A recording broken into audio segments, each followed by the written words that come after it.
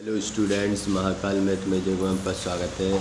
आज आप देख रहे हैं क्लास 10 CBSE बोर्ड 2024 का पेपर क्वेश्चन नंबर 29।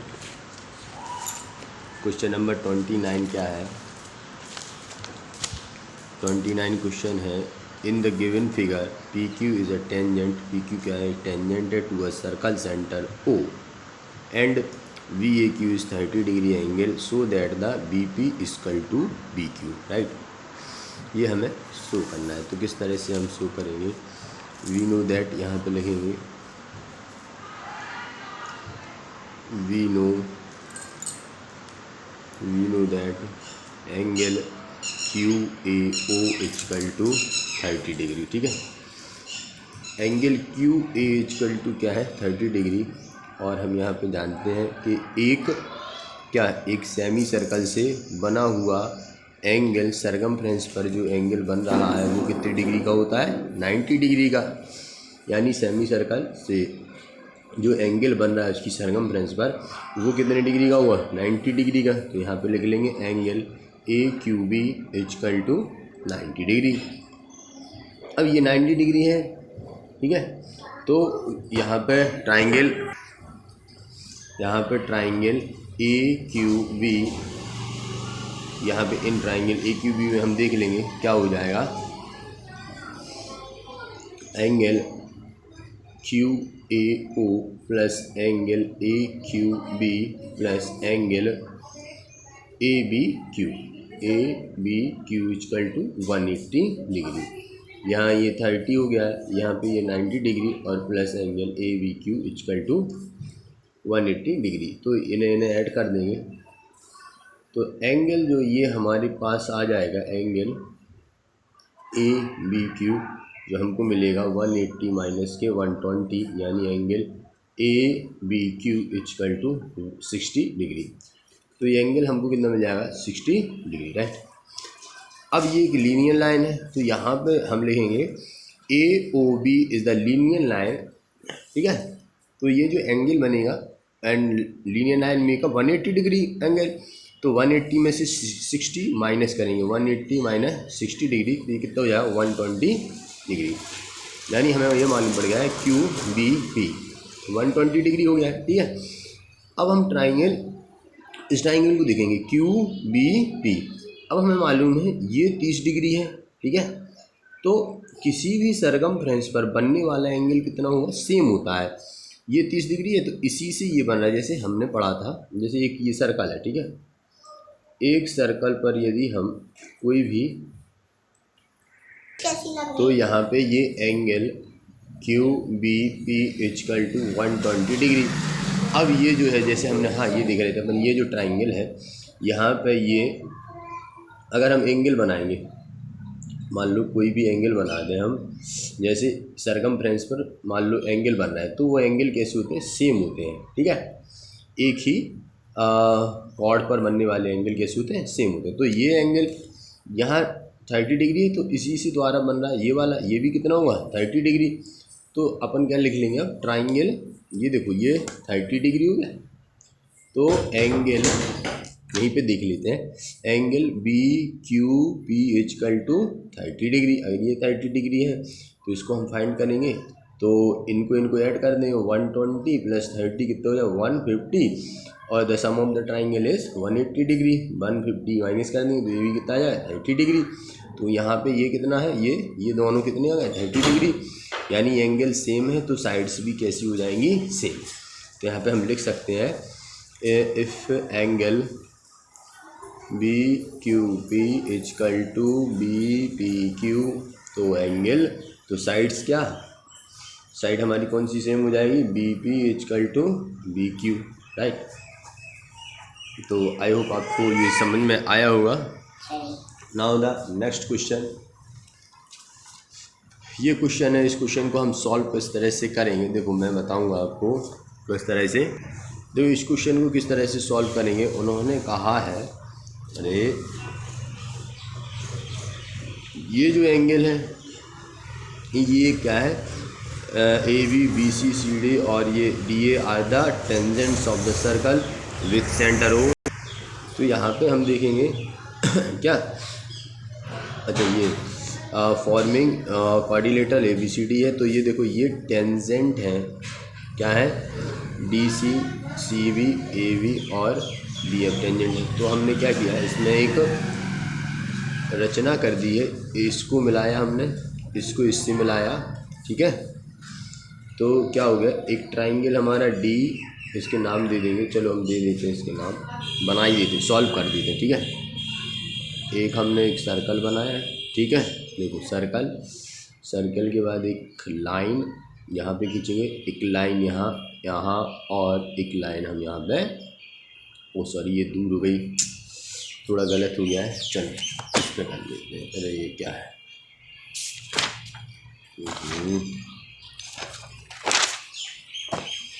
देखो इसको किस तरह से करेंगे, एक अपन को सर्कल बनाएंगे, ठीक है, ये हमने खींच दिया, ये हमने मिला दी, ये भी मिला दी, और एक हम ये लाइन फिर गड़बड़ ये मिला दी, ठीक है।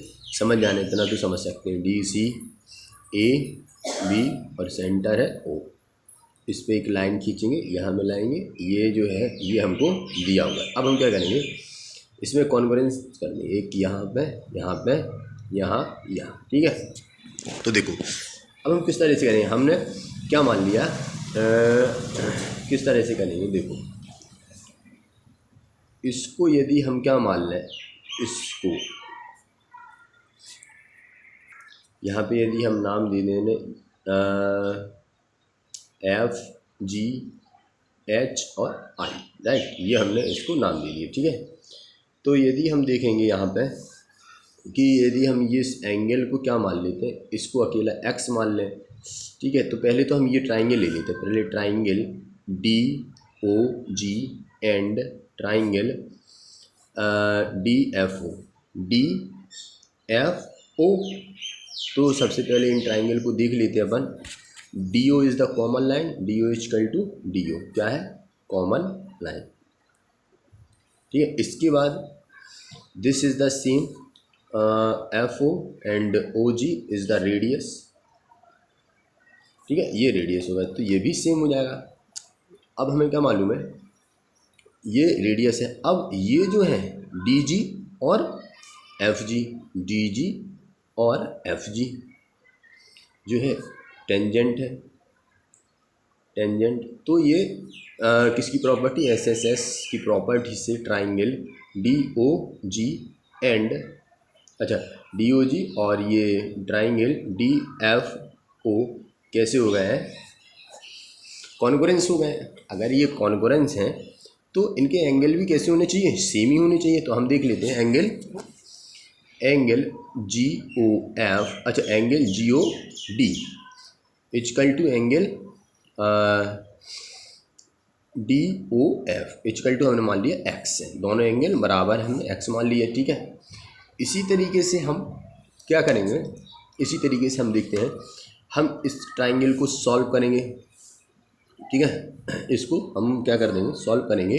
तो यहाँ पे triangle FOA and triangle AOI, right, ये हमने लिया। तो यहाँ पे जो है सेम प्रोसेस हो जाएगी, ये क्या हो जाएंगे, सेम सिमिलर हो जाएंगे।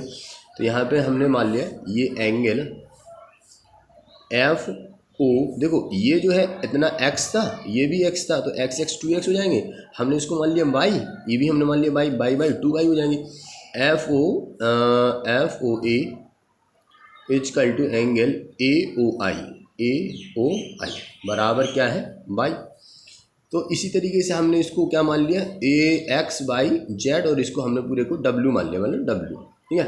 तो यदि हम इनको सम कर देंगे, इसी तरीके से सम करेंगे तो 2x हो जाएगा, प्लस 2y हो जाएगा, प्लस 2z और प्लस के 2w इक्वल टू 360 डिग्री। ये टोटल पूरा कितना हो जाएगा, 360। 2x समझ में आया क्यों हो गया, क्योंकि x है तो x जोड़ दिया हमने तो 2x होगा, ठीक है। ये हो गया अपना 360 डिग्री। अब 2 कॉमन ले लो तो x plus y plus z plus डब्ल्यू इक्वल टू 360 डिग्री। तो x plus y plus z plus डब्ल्यू इक्वल टू 180 डिग्री, राइट। हमको क्या प्रूव करना है, हमको प्रूव करना है क्या, A O B, angle A O B, देखो तो एंगल ए ओ बी यानी वाई और जेड, तो वाई जेड एक साथ में लिख लेते हैं ना, वाई प्लस जेड बराबर 180 डिग्री। तो यहाँ पे लिख लेंगे एंगल एक्स डब्ल्यू क्या हो जाएगा सी ओ डी, ये देखो जरा सी ओ डी पूरा आ जाएगा एक्स और डब्ल्यू, तो angle A O B plus angle C O D equal to 180 degree. It is the hence proof. Okay, तो ये क्वेश्चन अपन ने कर लिया है। नाउ द नेक्स्ट क्वेश्चन देखते हैं, very easy question. A dealer sell an article for 75 and gain as much percentage as the cost price of the articles, find the cost price of the article. Right, cost price हमको find करना है, तो 30 degree angle है, 30 question है। तो यहाँ पे हम मान लेते क्या, सेलिंग प्राइस जो उन्होंने दिया है 75 रुपीज़ और कॉस्ट प्राइस यदि एक्स है, तो प्रॉफिट परसेंट कितना हो जाएगा, एक्स ही हो जाएगा, क्योंकि उन्होंने कहा है, क्या कहा है, gain as much as percent as the cost of the price of the article, यानी दोनों कैसे हैं, समान है।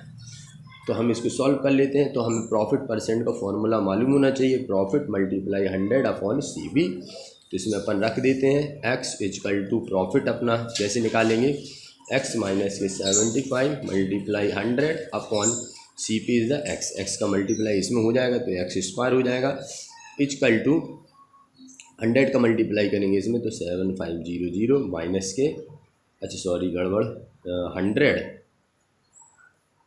सही पे, अच्छा अरे ये क्या हो गया, अरे सी पी में से हमें एस पी घटाना था, 75 माइनस एक्स, तभी तो मैं कह रहा क्या हो रहा है ये, 7500 माइनस के 100 एक्स, तो एक्स स्क्वायर प्लस के अपना क्या हो जाएगा 100 एक्स माइनस के 7500 इक्वल टू 0। इसके यदि फैक्टर हम कर देते हैं 7500 के फैक्टर करेंगे तो एक्स स्क्वायर प्लस के 100 एक्स, नहीं सॉरी कितना हो जाएगा इसका 75 है, यानी 150 एक्स और माइनस के 50 एक्स इक्वल माइनस ये प्लस हो जाएगा माइनस 7500 हो जाए एक्स स्क्वायर, एक बार और लिख लेते हैं 150 एक्स माइनस के 50 एक्स माइनस के 7500, यहाँ पे एक्स कॉमन ले लेते हैं, एक्स प्लस के 150, यहाँ पे माइनस के 50 कॉमन ले लेते हैं तो एक्स प्लस के 150, तो एक बार हम लिख लेंगे x minus 50 is equal to 0,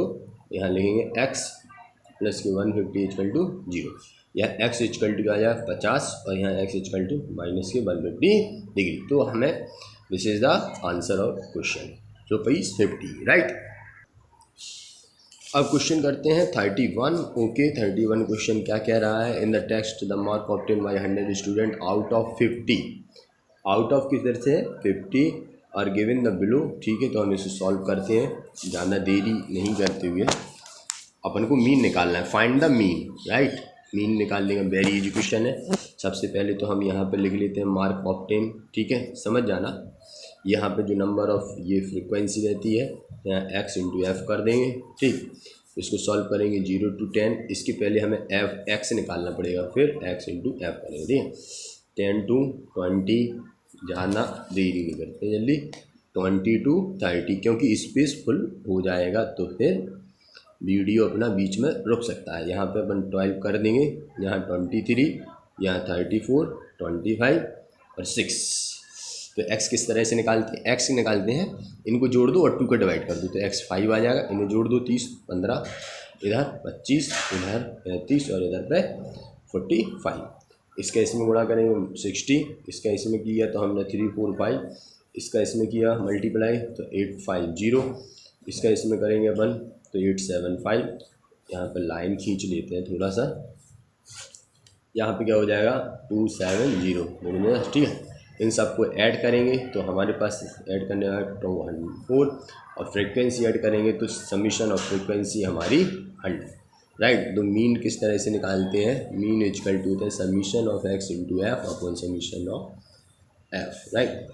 2400 upon इसे कहते हैं 100, कैंसिल हो जाएगा तो मीन हमारा 24, it is the answer. Okay, now the next question जल्दी करते हैं।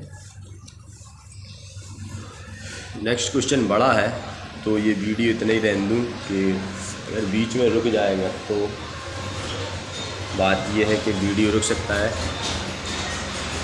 तो अगले में बनाए क्या। चलो देख लेते हैं, अगर रुक जाएगा तो ठीक है, नहीं तो नहीं। चलो अब उन्होंने 32 क्वेश्चन क्या कहता है, a person standing on a bank of a river, एक लड़का है जो एक रिवर है उस पर खड़ा हुआ है, ठीक है, इधर खड़ा हुआ है मान लो। Observe the angle of elevation top of the tower, एक टावर है उससे एक जो एंगल बन रहा है वो 60 डिग्री का बना रहा है, और थोड़े फिर वो क्या है 30 डिग्री यानी 30 मीटर चलता है तो एंगल बन जाता है 30 डिग्री का, राइट। तो यदि हम इसको जो टावर है उसकी हाइट h मान लेते हैं और जो रिवर है उसकी x मान लेते हैं, तो टोटल जो डिस्टेंस है हमारी 30 + x हो जाएगी, राइट है। थोड़ा स्पीड में करते हैं क्वेश्चन 32, ताकि देखो सबसे पहले तो हम क्या ले लेंगे, ट्राइंगल अपन ले लेंगे 1060, तो यहाँ पे लिखेंगे अपन 1060 = h/x। 1060 की वैल्यू है √3 = h/x, x = क्या हो जाएगा h/√3, इक्वेशन नंबर फर्स्ट, ठीक है। x की वैल्यू है समझ लेना। यहाँ पे हम क्या लिख लेंगे 1030, अब 1030 = अपन को मिलेगा h 30 + के x, 1030 की वैल्यू होती है 1/√3 h/30 + x। अपन को √3 की वैल्यू यहाँ पे अप्लाई करना है, इधर हो जाएगा 30 + x = √3h।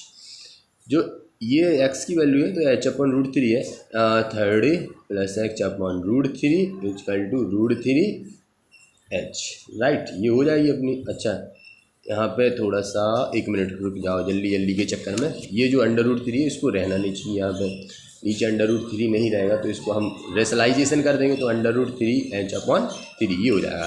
तो यहाँ पे जो वैल्यू हमें मिलेगी वो वैल्यू क्या मिल जाएगी 30 + √3h/3 = √3h।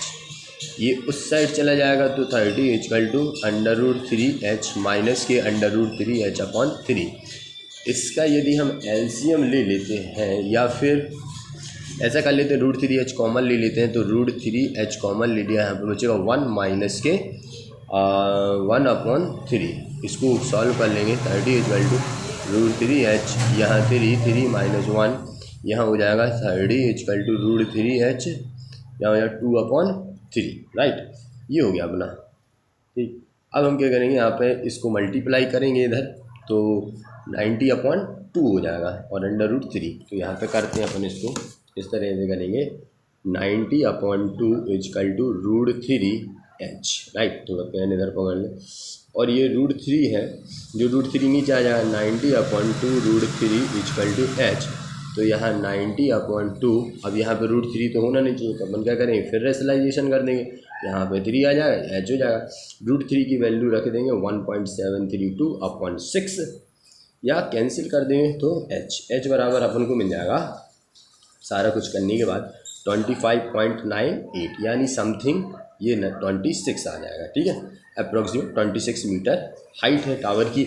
अपन को निकालना है रिवर की भी वो निकालनी है विड्थ, तो x = क्या था, x = अपन को क्या मिला था, x = अपन को मिला था √3h/3 यहाँ पे हम रूट की 1.732 मल्टीप्लाई h जो है हमारे पास 26 के समथिंग आया है /3। देखो ये कुछ भी हम यही वैल्यू रख दें 2598 तो अपन को मिलेगा 40.99 यानी समथिंग 50 मीटर के, ओके।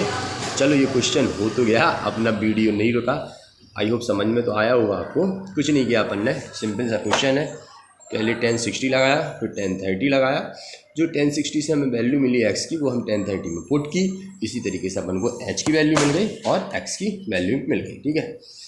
बहुत बढ़िया, अभी तो अपना स्पेस बहुत ज़्यादा है इस बार। नाउ द नेक्स्ट क्वेश्चन, चलो next question, the parameter of the certain sector of the circle of the radius 5.6 metre is 20 metre, find the area of the sector. अपन को एरिया ऑफ द सेक्टर निकालना है, तो 33 question है। तो यदि हम देखें अपन को पैरामीटर दिया है, parameter of sector, parameter of sector क्या होगा, पैरामीटर ऑफ सेक्टर अपने क्या हो जाएगा, देखो पैरामीटर ऑफ सेक्टर क्या होना चाहिए? ये होता है अपन जैसे एक सर्कल है, ठीक है, ये जो है सेक्टर कहलाता है, इसमें अपन रेडियस 2r ऐड कर देंगे, 2r plus length of arc क्या हो जाएगी अपनी r theta. Parameter of sector कितना दिया है अपन को? 20 इजकल टू 2 मल्टीप्लाई 5.6, ठीक है, प्लस के r यानी 5.6 और यह थीटा। तो इस सब को हम सॉल्व करेंगे तो 20 जो दिया था अपन को, ये 56 और ये r थीटा है, इनको माइनस कर देंगे तो 20 में से इसका मल्टीप्लाई करेंगे तो 11.2 और यहाँ पे 56 थीटा, तो यहाँ पे क्या बचेगा अपना 8.8 अपॉन 5.6 इजकल टू थीटा। इससे ये कैंसिल हो जाएगा तो यहाँ बचेगा अपना 5.7। तो ये जो थीटा जो अपना निकला है ये अपन को डिग्री में नहीं निकला, ये रेडियन में निकला है, राइट। डिग्री में अपन किस तरह से निकालेंगे? डिग्री में हमें निकालने के लिए थीटा इजकल टू क्या कहते हैं 5.7 मल्टीप्लाई 180 अपॉन पाई। अब हमें मालूम है एरिया ऑफ द सेक्टर क्या होता है? Area of the sector theta upon 360 pi r square. Theta की जो वैल्यू है वो हम पुट कर दें 1.5 इंटू 180 अपॉन पाई और मल्टीप्लाई 360 और पाई की जो वैल्यू पाई ही रख देंगे। आर स्क्वायर जो है हमारे पास 5.6 का स्क्वायर, पाई से पाई कैंसिल, 18 दूनी 36 और इसको सॉल्व कर देंगे हम पूरा तो अपने पास 9.97 के समथिंग सेंटीमीटर स्क्वायर क्या आ जाएगा, ये अपना जो है मीटर स्क्वायर में अपना आंसर आ जाएगा। ओके, तो आई होप आपको ये समझ में आया हुआ क्वेश्चन। ये थोड़ा सा टफ क्वेश्चन था, ये मतलब मैंने तो क्वेश्चन देखो आंसर सही है अपना। पैरामीटर ऑफ सेक्टर निकाल लिया, थीटा निकाल लिया है, थीटा इज़ दिस, काट कर देंगे अपन तो इसका आंसर सही है, ठीक है। एक बार इस कैलकुलेशन को कर लेना, वैसे कैलकुलेशन सही है, ठीक है। अगर कुछ गड़बड़ हो तो आप थोड़ा सा कैलकुलेशन कर लेना, बाकी के सारे ये फार्मूला तो फिट है अपना, सही है। ओके, तो यहाँ पे आपको बता दूँ, यहाँ पे ये जो है दोनों रेडियस के बीच में थीटा एंगल बनता है और ये जो है पैरामीटर ऑफ सेक्टर, ये है सेक्टर हमारा, ठीक है। ये माइनर सेक्टर कहलाता है और यहाँ का बाहर का क्या कहलाता है, मेजर सेक्टर। तो हमने इस तरह से इस क्वेश्चन को सॉल्व किया। आई होप आपको ये समझ में आए होंगे। Thank you.